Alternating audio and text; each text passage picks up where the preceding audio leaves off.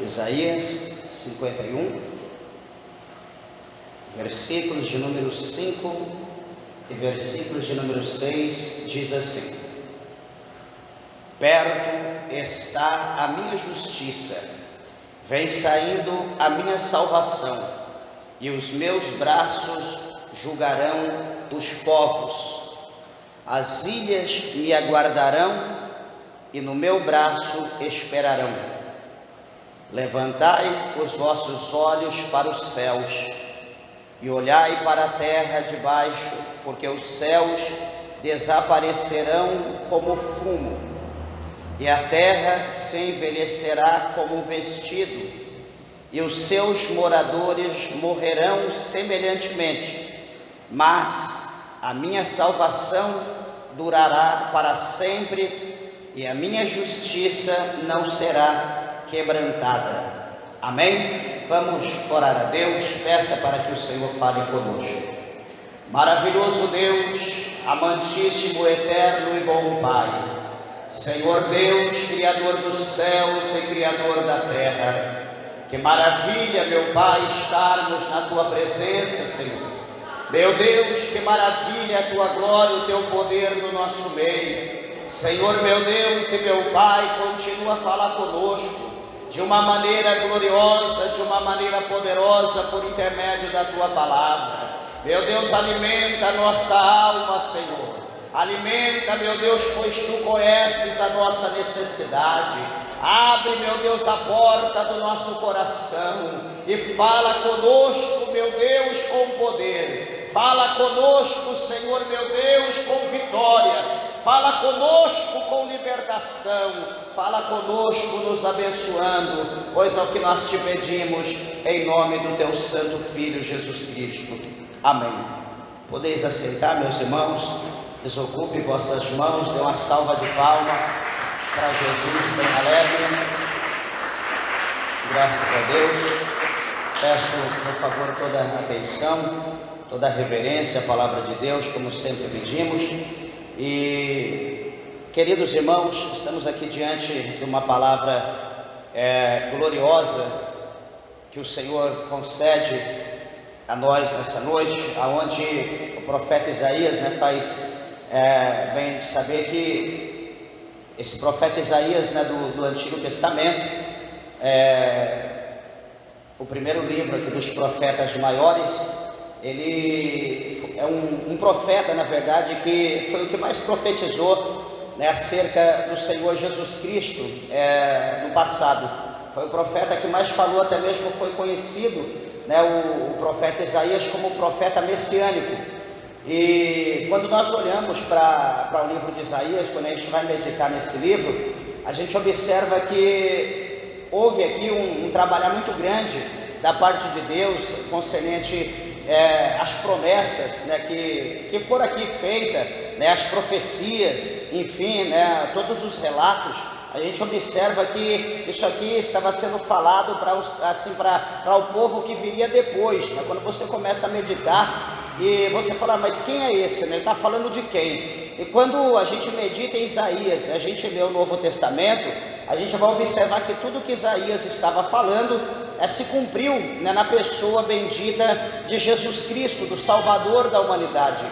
Então, o interessante é que o chamado de Isaías foi um chamado muito profundo, muito tremendo.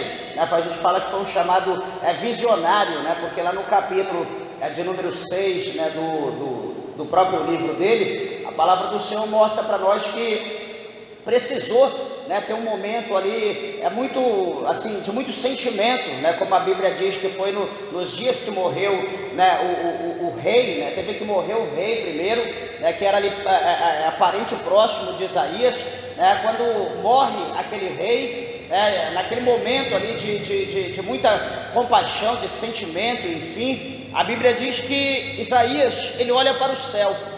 E no tocante ali, ele olhando para o céu, talvez olhando para o horizonte, olhando para, enfim, ele observa, ele vê que alguma coisa começa a acontecer assim no céu de uma forma diferente de um dia de chuva, diferente de um dia qualquer, e ele começa a ver os céus vai se abrindo, vai se rasgando, E quando ele percebe, que ele olha bem, ele começa a enxergar, né, de uma maneira que Deus, o Senhor, vai firmando a sua visão.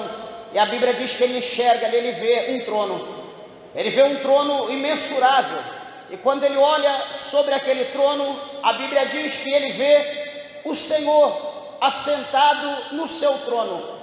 E a Bíblia diz que o Senhor está com o seu séquito na mão. E ele olhando, continua enxergando, ele vai contemplando, ele vai vislumbrando, né, alguma coisa que o Senhor quis mostrar para ele. E a Bíblia diz que ele vai enxergar, ele vai ver serafins, né, que é o único versículo da Bíblia que fala sobre os serafins.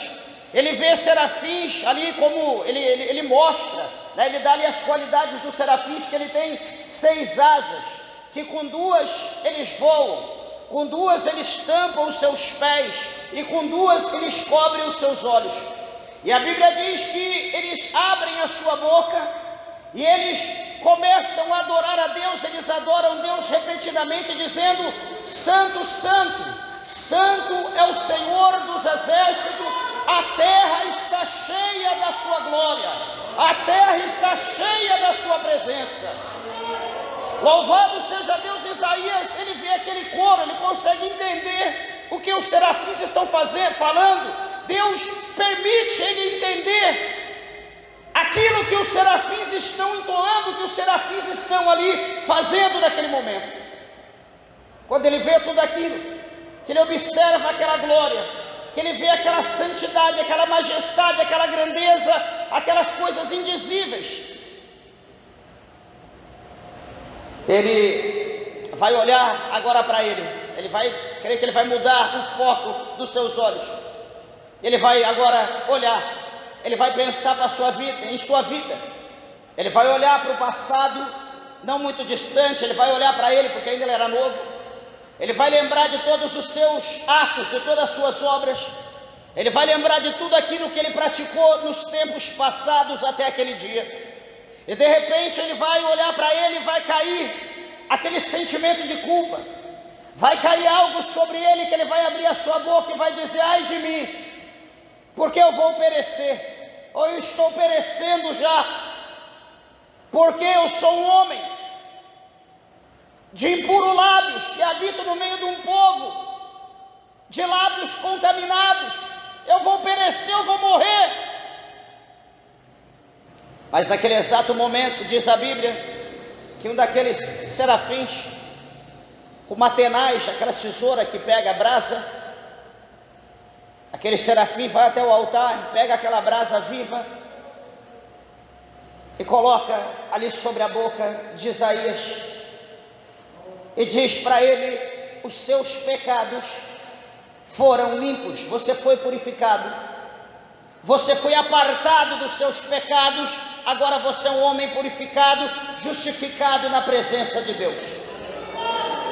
Meus amados e queridos irmãos, nós sabemos que nós temos um inimigo, um adversário, que ele é estrategista, um adversário que Pedro relatou acerca da sua função, lá no capítulo 5, no verso 8 da sua carta. Pedro, ele diz que o nosso adversário, ele está ao nosso derredor, ele está rugindo, ele está sagaz como um leão, ele está irado, ele está faminto, buscando alguém que ele possa tragar. E uma das formas de o diabo tragar uma pessoa é acusando, porque ele é o acusador. Às vezes alguém é convidado para vir à igreja, e a pessoa olha para si e diz: eu não posso ir na igreja porque não, eu sou um homem pecador. Ai, que eu cometi isso, eu cometi aquilo, eu fiz isso, deixa eu me perdoar primeiro, deixa eu deixar tal coisa, depois eu vou para a igreja. Isso é o que? A pessoa está sendo sincera, de certa forma ele está fazendo, mas não é isso que Deus quer. Não é isso que Deus quer. O diabo está usando a situação para ele não ir para a igreja.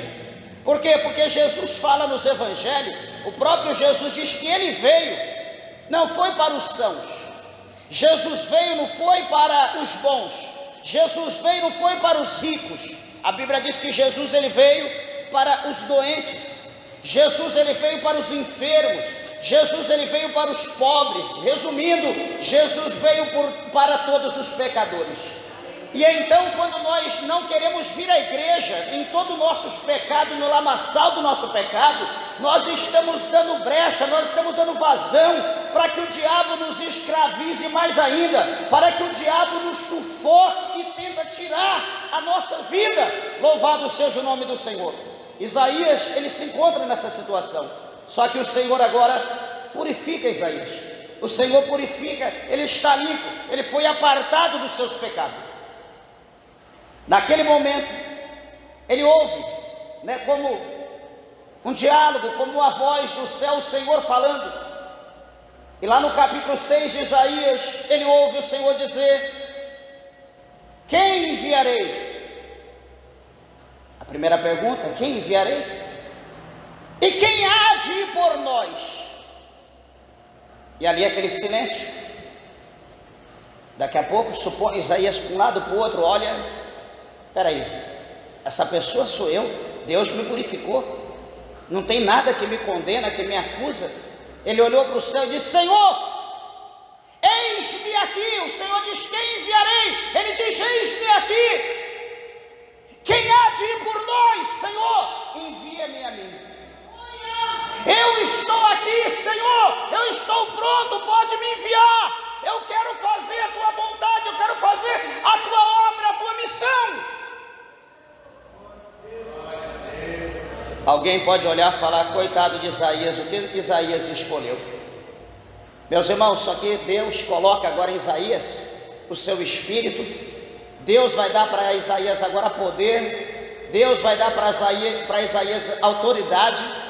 Deus vai tirar de Isaías todo aquele sentimento que o acusava do seu pecado, porque às vezes a gente não faz a obra de Deus por causa desse sentimento: quem sou eu, eu não sou nada. Não, peraí, nós não estamos fazendo nada para nós estamos fazendo para Deus. Quem nos justifica diante dos homens é Deus. Quem nos perdoa, quem nos purifica, como a Bíblia nos mostra, é o Senhor, não tem outro. Nós estamos aqui nessa terra militando. Nós estamos aqui nessa terra como povo, como exército de Cristo. A força e o poder está conosco. Isaías, ele não temeu. Isaías, ele foi fazer a obra do Senhor. Meus irmãos, mas como nós sabemos, a obra de Deus, ela é árdua. A obra de Deus não é fácil. Isaías, ele vai profetizar para um povo, como o Senhor mesmo fala para Ezequiel, fala para Isaías, um povo que estava com o coração tão duro quanto esse granito, esse mármore. Um povo que estava olhando só para as coisas terrenas. Um povo que estava baseando as suas vidas, ou definindo a sua vida, por intermédio da vida dos pecadores, daqueles que estavam ali na sua redondeza. As outras nações, eles baseavam as suas vidas pelos outros povos. Eles observavam que os outros povos tinham ali um suposto Deus, ali com corpo de peixe, com cabeça de homem, ou outrora com cabeça de peixe, e com corpo de animal, enfim, diversos tipos. Eles olhavam para aquilo e diziam: aqueles são os deuses daqueles povos, olha como são fortes, olha como são poderosos. E eles também desejavam, eles queriam, eles começaram a fazer. E por intermédio disso, o Senhor começou a se distanciar daquele povo. O Senhor começou a deixar aquele povo cair na mão dos inimigos. Deus começou a levantar os inimigos para que pudesse assolar o povo de Israel, para que eles pudessem se lembrar de Deus. Porque, meus irmãos, presta bem atenção, quando nós estamos no momento abençoado, são poucos aqueles que lembram de Deus, são poucos aqueles que são gratos a Deus. Quando a mesa está farta, quando a gente tem de tudo, não está faltando nada, a doença foi embora, as coisas estão indo a passos longos, está sendo bênção, Deus está dando vitória em tudo. A primeira coisa que nós vamos esquecer é de ir para a igreja buscar Deus. A primeira coisa que muitos vão fazer é esquecer de ser grato a Deus, vai esquecer de lembrar de Deus. Muitos, não estou dizendo todos.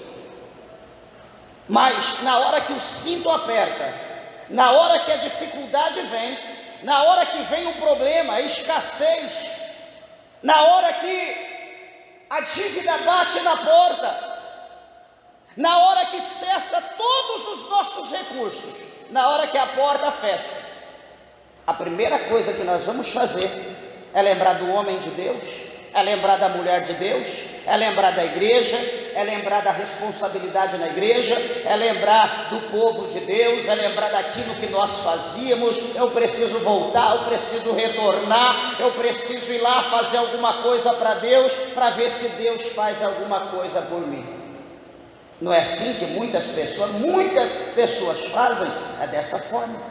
E Deus estava permitindo na vida de Israel, para que Israel pudesse lembrar de Deus e voltasse para Deus. Deus queria isso do povo de Israel. Só que observa que Isaías, ele precisava falar com esse povo. Só que um pouquinho aqui mais atrás, a Bíblia vai dizer que quando Isaías está pregando, Isaías está falando para esse povo, eles vão olhar para Isaías, eles vão dizer: profeta, ou Isaías, ou enfim, nós não queremos que você fala no nome desse Deus aqui no nosso meio. Nós não queremos mais ouvir a verdade, nós queremos ouvir a mentira. Nós não queremos mais que o Deus de Israel esteja no nosso meio. Nós queremos ouvir coisas que massageiam, que agradam o nosso coração. Imagina você sendo enviado por Deus para pregar para um povo, para esse povo ser abençoado, porque a vitória vem só por intermédio de Deus, não tem outra maneira. E Deus está ali batendo na porta do teu coração, Deus está ali falando, e você fecha a porta, pá, fecha a porta na face de Deus e diz: eu não quero ouvir, sai daqui. Imagina quantas coisas Isaías passou, por amor a Deus, por amor ao seu povo. Só que é interessante, quando nós olhamos aqui para esse capítulo 51, até mesmo um pouco lá atrás, né, Jeremias, ele vai mostrar para nós que o amor que Deus ele tem pelo povo de Israel é um amor que nós, né, que o homem, de forma geral, não pode entender. O amor de Deus por Israel é imensurável. Por quê? O profeta Jeremias, ele falou que o amor de Deus por Israel poderia ser medido se porventura alguém tivesse como medir a altura da terra até o céu e medir da terra até as profundezas. Se alguém conseguisse calcular, assim então eles iriam entender a dimensão do amor de Deus pelo povo de Israel. Isso mostra o que até hoje ninguém conseguiu entender, compreender o amor de Deus pelo povo de Israel. Ninguém conseguiu e nem vai conseguir. Por quê? Porque isso é mistério, é uma coisa maravilhosa, é algo que Deus ele não deixou, né? Olha como foi o nascimento, o surgimento. Deus escolhe um homem, Deus escolhe uma família, e diz que todas as nações da terra seriam abençoadas por causa da fé daquele homem. Eu quero dizer que você é abençoado por causa do homem chamado Abraão. Nós somos abençoados por Deus, e a promessa que Deus fez a Abraão, ela chegou na minha vida, ela chegou na tua vida, ela chegou na igreja de Deus, não só hoje, mas até a consumação do século, até enquanto houver gente que crê, essa promessa ela estará na vida do povo, na vida da igreja de Deus. Aqui nesse versículo de número 51, a palavra de Deus vai falar sobre a restauração e sobre a salvação da nação de Israel, do povo de Israel. Por que Deus ele vai falar sobre restaurar? Porque o Senhor, ele fez promessa para o povo de Israel. Meus irmãos, a Bíblia diz que Deus é um Deus que ele se ira todo dia. Só que as misericórdias de Deus, diz Jeremias, que elas são as causas de nós não sermos consumidos. Quando a palavra do Senhor fala em restauração, Deus ele vai mostrar para nós pela sua palavra que Israel, ele, por intermédio dos seus pecados, Deus diz que eles seriam levados cativo. Eles iriam viver 70 anos sobre o jugo de Nabucodonosor na Babilônia. E o Senhor diz que a terra seria destruída, Jerusalém seria tombada, que as pessoas iriam passar pelas estradas, olhando para onde era Jerusalém, iriam ficar perplexos ao vislumbrar aquela situação. Então um ia dizer ao outro, ia perguntar ao outro: mas o que aconteceu com essa grande cidade? O que aconteceu com esse povo que servia o Deus, o Criador dos céus e da terra? Um povo abençoado, um povo escolhido pelo Deus dos céus e da terra. O que aconteceu com eles? Cadê a cidade? Então, outros iriam dizer: o que aconteceu com eles? Eles foram levados cativo, a sua terra, a sua cidade fora destruída, porque eles desobedeceram a Deus, porque eles foram servir os Baalins, as imagens de escultura, eles foram servir os outros deuses, e por esse motivo o Senhor permitiu que eles fossem cativos e permitiu que a cidade fosse destruída e colocado fogo. As pessoas iam ficar perplexas de ouvir aquela situação. O que nós entendemos com isso? Que com Deus não se brinca, meus irmãos. Com Deus não se brinca. Deus ele é fiel. Deus ele é poderoso para nos abençoar. Há sobre a minha vida o peso de uma promessa. Há sobre a tua vida o peso de uma promessa. Há sobre a igreja de Deus um peso. Nós carregamos um fardo da promessa nas nossas costas, no nosso lombo. Só que eu quero dizer uma coisa: não é porque temos uma promessa que nós podemos brincar com Deus. Israel era a menina dos olhos de Deus. Só que Deus puniu Israel e permitiu Israel ser levado cativo.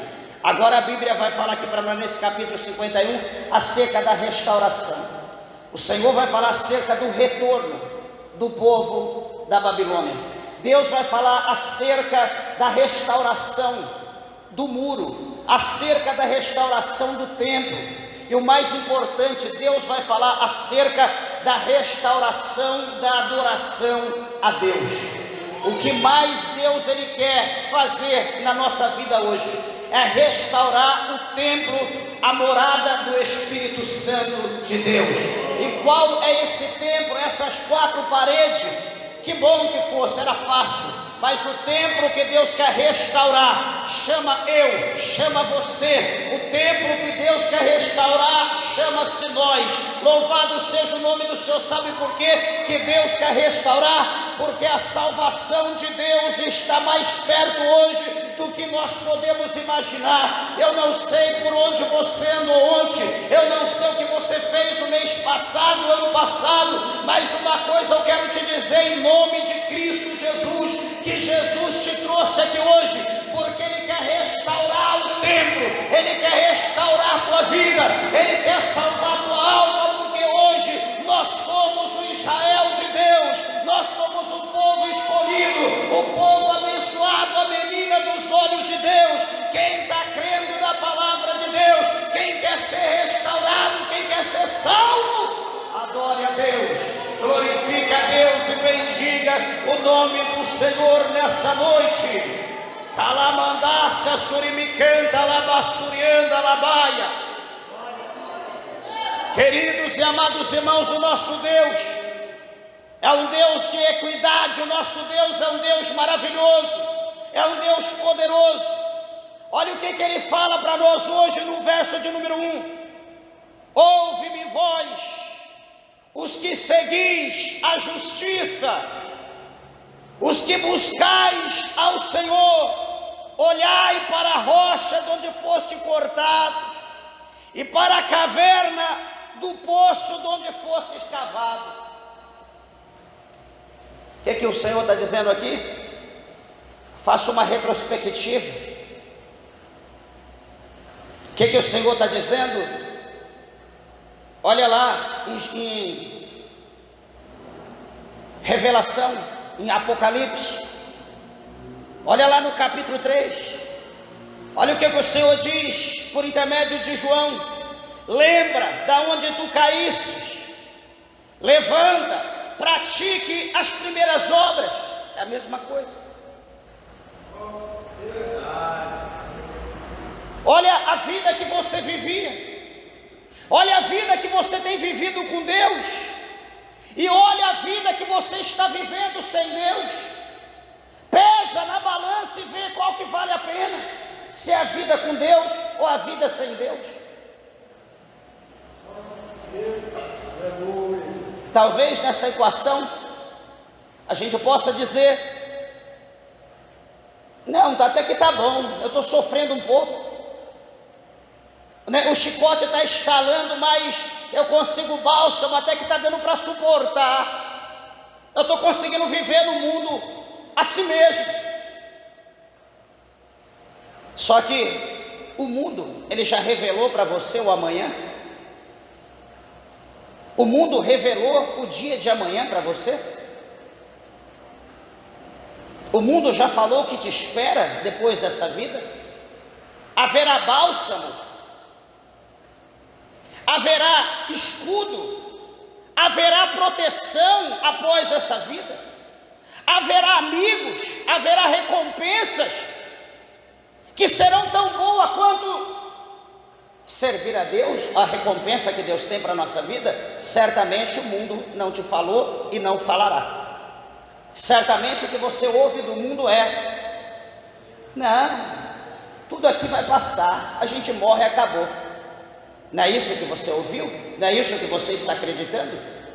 Você não está se apegando a isso? Eu vou morrer, acabou. Só que a Bíblia garante para nós que a nossa vida aqui é como uma flor que nasce, floresce, no outro dia ela murcha e seca. Assim é a nossa vida. Que você viva 100, 200, que você viva 1000 anos. A Bíblia diz que 1000 anos para Deus é como um dia, e um dia é como 1000 anos. Por mais que vivamos, não vivamos nada diante da eternidade de Deus. E quando se fala em eternidade, a nossa carne não atinge, não chega na eternidade. A nossa carne é frágil. Vamos perecer. A Bíblia diz que a nossa carne vai voltar para o pó. Olha a tricotomia: a carne volta para o pó, o espírito volta para Deus, que pertence a Deus, e a alma vai seguir o seu juízo. Pastor, mas aonde irá minha alma? É você que direciona a tua alma. O poder de direcionar a tua alma é você que tem.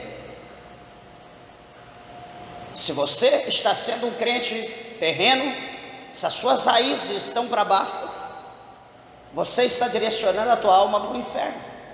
Mas se as suas raízes estão para cima, se o teu foco é Deus, se você está vivendo para Deus, se você está alimentando a tua alma, se você está fazendo a vontade de Deus, se não vive mais você, mas Cristo vive em você, se o teu projeto é o céu, pode ter certeza que você está direcionando a tua alma para o céu. Quando você partir dessa terra, que é a tua carne, e voltar para o pó, a tua alma vai estar descansando em repouso com Deus. Mas pelo contrário, você voltará para o pó, mas a tua alma estará no inferno. Porque é você que direciona a tua alma. Deus não intromete. Você hoje tem a oportunidade. Hoje Deus te trouxe aqui para você decidir, para você escolher se você quer Ele ou se você quer continuar do jeito que você está. Deus permitiu Israel como Deus tem permitido a tua vida. Talvez por todo esse pandemônio que nós passamos, você diz: graças a Deus que eu consegui passar. Por que será? Sabe por quê? Porque Deus tem uma obra na tua vida. Deus está te dando mais uma chance. Porque Deus não quer que você vá para o inferno. Você é um escolhido, você é uma escolhida de Deus. Deus está te dando essa oportunidade. Deus permitiu você passar por esse processo todo. Deus permitiu você passar por essa provação toda, como o povo de Israel passou.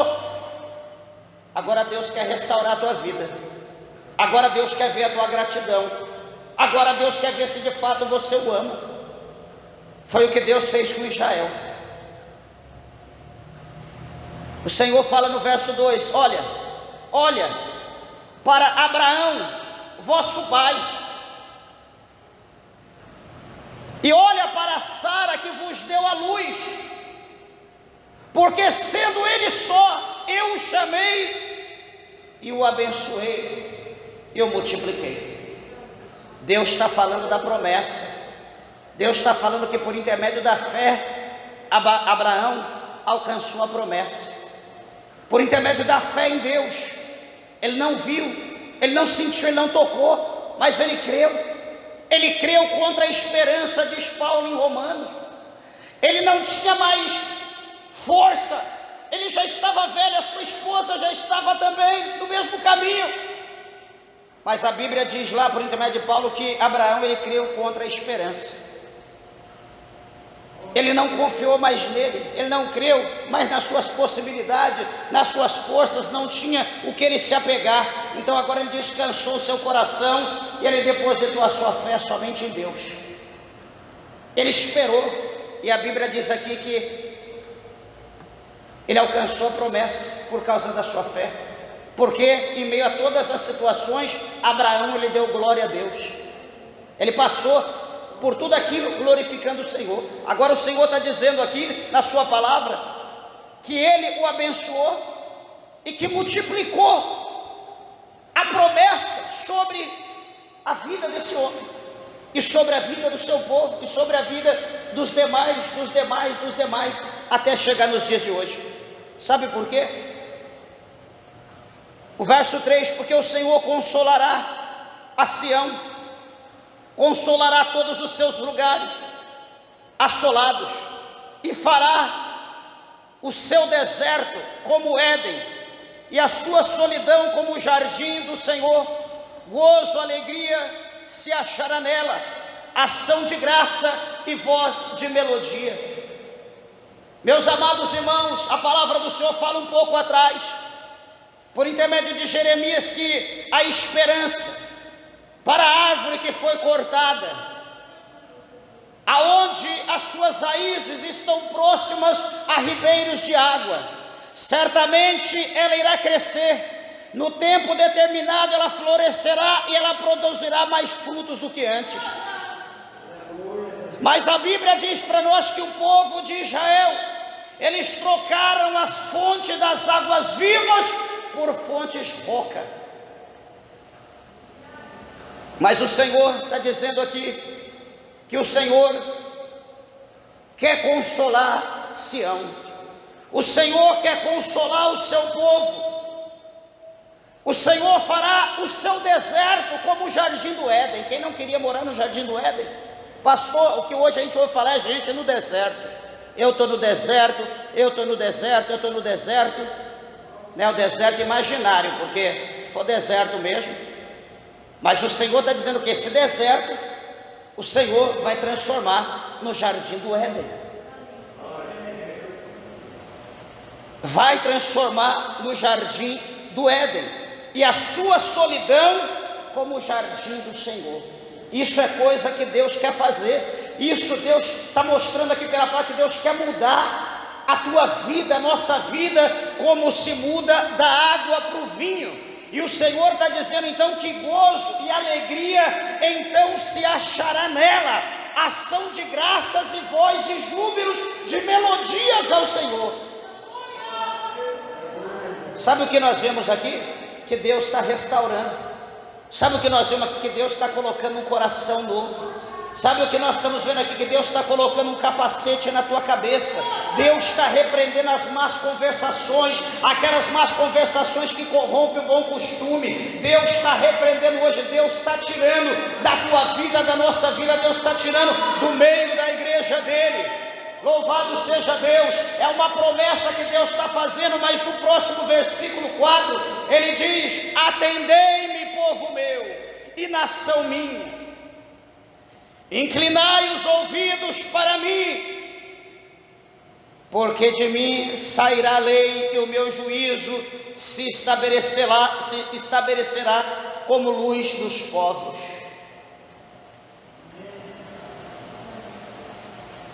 Interessante é que quando o Senhor fala que sairá a luz dos povos, estabelecerá e sairá a luz dos povos, nós vemos que o próprio Jesus, ele diz que ele é a luz do mundo. Ele diz que aquele que anda com ele não tropeça, não cai. Por quê? Porque ele enxerga onde ele pisa, ele está vendo. Aquele que tem a luz está na bênção. Mas Jesus diz que aquele que não tem ele, aquele que não tem a luz, quando ele for andar, ele vai tropeçar, ele vai bater, ele vai cair, ele vai se machucar, vai até morrer. Por quê? Porque ele está em trevas, ele não enxerga, ele não sabe para onde ele está indo. Eu te pergunto nessa noite: você está com Jesus? Ou você está sem Jesus? Pastor, eu tenho Deus no meu coração. Não, eu estou perguntando se você aceitou Jesus. Se você tem Jesus na tua vida, se Ele é o Salvador da tua alma. Esse negócio de eu ter Deus no meu coração, isso é mentira. Isso aí é engano de Satanás para você achar que está tudo bem com você. Porque a Bíblia diz que aquele que tem Deus na sua vida, ele ouve a voz de Deus, ele obedece a ordem de Deus. Não adianta eu ter Deus no meu coração, tá em pecuária. Não adianta eu ter Deus no meu coração, tá pulando o carnaval. Não adianta eu ter Deus no meu coração, tá enchendo a cara de cachaça. Não adianta eu ter Deus no meu coração, tá prostituindo. Não adianta eu ter Deus no meu coração, tô usando droga, tô mentindo, tô roubando, tô batendo. Quem tem Deus no coração é humilde, é manso, é pacífico. Quem tem Deus no coração, ele prefere perder e ganhar amanhã. Quem tem Deus no coração é diferente desse mundo. Ele olha as coisas com outros olhos. O Senhor está dizendo: atentai, povo meu, atentai, nação minha, inclinai os ouvidos para a voz de Deus, inclinai os ouvidos para a lei do Senhor, para o mandamento de Deus. Estejam atentos à voz do Senhor. Guarde no coração a palavra de Deus. Lembre o que o salmista diz: guardei a tua palavra no meu coração, para eu não pecar contra ti. Outro diz: Senhor, como eu amo a tua lei, ela é a minha meditação todo dia. E meus irmãos,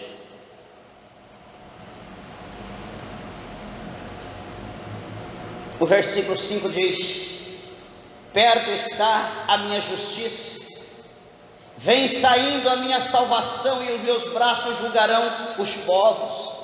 As ilhas, que são as nações, me aguardarão, e no meu braço esperarão. Olha a palavra de promessa, olha a promessa de Deus. Olha o Senhor dizendo: a minha justiça, ela vem, a minha salvação vem. Nós sabemos que o nosso Deus, Ele é um Deus justo. Nós sabemos que Deus, Ele cumpre tudo aquilo que Ele fala. Eu quero dizer para você que a Bíblia diz que cada um de nós iremos receber segundo o que nós fazemos. Talvez hoje nós não queremos fazer nada, deixa fulano fazer, deixa ciclano fazer. Talvez hoje nós estamos correndo das coisas de Deus igual o diabo corre da cruz. Mas eu quero ver naquele dia, no dia de recebermos de Deus. aonde cada um se colocará à frente do trono, à frente do poder. E agora chegará a hora de cada um receber segundo as suas obras, segundo os seus feitos. Não é 12 horas de trabalho, 15 horas de trabalho, virei noite e dia trabalhando, fiquei rico. Não, isso esquece. Isso vai até ter para condenação tua. Mas vai chegar o dia que Deus vai pesar nossas obras. O que você fez para mim na terra? Quantas horas por dia você fez? Vai estar tudo lá contabilizado, tudo diante de Deus, e cada um vai receber. Aquele que fugia, aquele que corria, vai estar lá negativo. E aquele que você empurrava, faz para mim, me cobre, hoje não dá, vai lá, ocupa o meu lugar. Ele vai estar lá, com um número positivo a perder de vista, com tantos zeros, ponto zero de bênçãos para receber, e você lá negativo, você zerado, correndo risco de até ser lançado. Eu sempre falo para os irmãos, que diante de Deus tem uma porta lá no céu, que aquela porta vai direto para o inferno. Não pensa que é porque nós vamos chegar diante de Deus no céu, e de lá não haverá mais como sair de lá. As coisas de Deus é séria. Veja o verso 6, já para nós encerrar, que é o último versículo.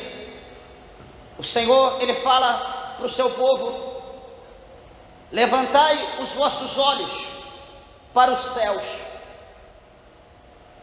Depois o Senhor diz: olhai para a terra de baixo. Façam análise, porque o céu desaparecerão como fumo. Os céus desaparecerão como fumo. O Senhor está falando acerca da vinda do seu Filho, Jesus Cristo. A palavra de Deus fala para nós nos evangelhos, fala para nós nas cartas, e fala para nós no Apocalipse, na revelação. A Bíblia diz que os céus vão se enrolar como pergaminho, como livros, vão se enrolar. A Bíblia diz que os céus e a terra, eles vão procurar um lugar para se esconder da face do poder daquele que está sentado sobre o trono, e eles não vão achar lugar. O céu tão grande, a terra tão grande, que foi feito sobre a palavra de Deus. Agora imagina nós, que não fomos feitos como os céus, a terra, apenas pela palavra, mas pela mão de Deus. Há uma diferença, a sua imagem e semelhança. Imagina nós que temos algo de Deus em nós. Vai uma pergunta: aonde nós esconderemos? O capítulo 6 da revelação, ou o Apocalipse, a Bíblia diz para nós que naquele dia os homens grandes, os poderosos, os ricos, os pobres, toda a classe de pessoas vão se esconder nas fendas das rochas, vão se esconder nas cavernas, e vão gritar para os montes, dizendo: montes, caiam sobre nós, porque nós não suportamos olhar para a face daquele que está diante de nós. A presença de Deus para julgar vai ser coisa espantosa, coisa terrível, que nem o olho conseguirá olhar a Ele e ficar intacto. Haverá certamente algo como uma metamorfose, como uma mudança, como algo que nós não conseguimos imaginar. E essa vinda está perto. Muitas pessoas olham para a situação a qual se encontra o mundo e diz: não, a vinda de Jesus está longe. Como foi dito pelo apóstolo Pedro, como nos seus dias os cristãos, as pessoas dos seus dias diziam, desde a época dos nossos pais, nós ouvimos falar acerca da volta de Cristo, mas hoje está tudo como dantes, nada aconteceu, está tudo do mesmo jeito, ou resumindo, está tudo azul com bolinha da mesma cor, a gente não vê nada. Queridos, Jesus diz para nós, lá em Mateus, que esse dia do seu retorno, ou da parousia, da volta, a vinda de Cristo, ele diz lá que esse dia não foi revelado, nem para os anjos de Deus que estão nos céus, e nem para o Filho de Deus que está nos céus. Esse dia é segredo de Deus, esse dia é segredo. Só que Jesus, ele deixou para nós algumas pistas, quem lê que entenda. Por exemplo, quando a gente lê o capítulo 24 de Mateus, mais de 50 versículos, nós vamos entender as pistas de Jesus. Haverá falsos profetas, haverá falsos cristos, haverá nação contra nação, haverá guerra, haverá fome, haverá peste, haverá guerra do pai contra o filho contra o pai, a mãe contra a filha contra a mãe, vai haver perseguição, o amor de muitos irá se esfriar. Jesus, ele deixou para nós o princípio das dores, e hoje nós estamos vivendo isso. Ou seja, nós estamos um passo da volta de Cristo. Ou seja, o que a Bíblia está dizendo para nós? Que nós não podemos mais cochear em dois pensamentos. Pastor, mas eu tenho um projeto, é porque eu fiz um negócio, amanhã eu vou ganhar 10 milhões, eu não posso abrir mão disso. Mas sem ganhar 10 milhões e optar pela volta de Jesus, você prefere o quê? Não existe dinheiro nesse mundo, não existe riqueza que seja melhor do que estar com Cristo. Estar com Cristo excede a qualquer glória desse mundo. Não existe coisa melhor. Queridos e amados irmãos, e ele conclui, e a terra, do verso de número 6, e a terra se envelhecerá como um vestido, e os seus moradores morrerão semelhantemente. O que ele está falando aqui? Que não tem como escapar. Está falando os seus moradores. Alguém vai olhar agora e falar, pastor, então acabou? Vamos concluir o versículo. Mas a minha salvação durará para sempre, e a minha justiça não será quebrantada. A minha salvação durará para sempre. Deus está mostrando aqui, o Senhor está mostrando que mesmo em meio a todo o caos, em meio a tudo que poderá acontecer, em meio a todas as perseguições, em meio a qualquer coisa que possa vir sobre esse mundo, o Senhor diz aqui na sua palavra, que a sua salvação, louvado seja o nome do Senhor, ela durará para sempre. É como a Bíblia diz que quando chegar aquele dia, todos aqueles que clamar o Senhor com o coração quebrantado, esses serão salvos. Lá no capítulo 25 eu encerro. No capítulo 25 do Evangelho, aliás, capítulo 25 do Evangelho de Mateus, no verso 41. O Senhor vai dizer para nós que o inferno, ele não foi feito para você. O inferno não foi feito para nós. Mateus 25, 41. Mas o Senhor diz que o inferno foi feito para o diabo e os seus anjos. Você está entendendo? O diabo foi feito para... O inferno foi feito para o diabo e os seus anjos. Pastor, então eu estou livre? Sim, se o seu nome estiver escrito no livro da vida. Lá no capítulo 20 de Apocalipse, no versículo de número 14, no versículo 15, o Senhor fala que o diabo, a besta, todos foram lançados no lago de fogo e enxofre, e todos aqueles que não tiveram o seu nome escrito no céu, no livro da vida. Então você precisa aceitar Jesus, você precisa ter Jesus como seu Salvador e ter a sua palavra como base de vida, de vivência. E assim então, andando segundo a vontade de Deus, segundo a Bíblia nos instrui, nós estaremos mais perto de Jesus, mais perto do céu do que do inferno. Que o Senhor Jesus, pela sua bondade, pela sua misericórdia, pelo seu imensurável amor, nos desperte, nos restaure e nos salve, para que possamos em breve estar com Ele na eternidade para todo sempre. Amém? Que Jesus, o Senhor, abençoe a tua vida. As palmas bem alegre, adora o Senhor Jesus.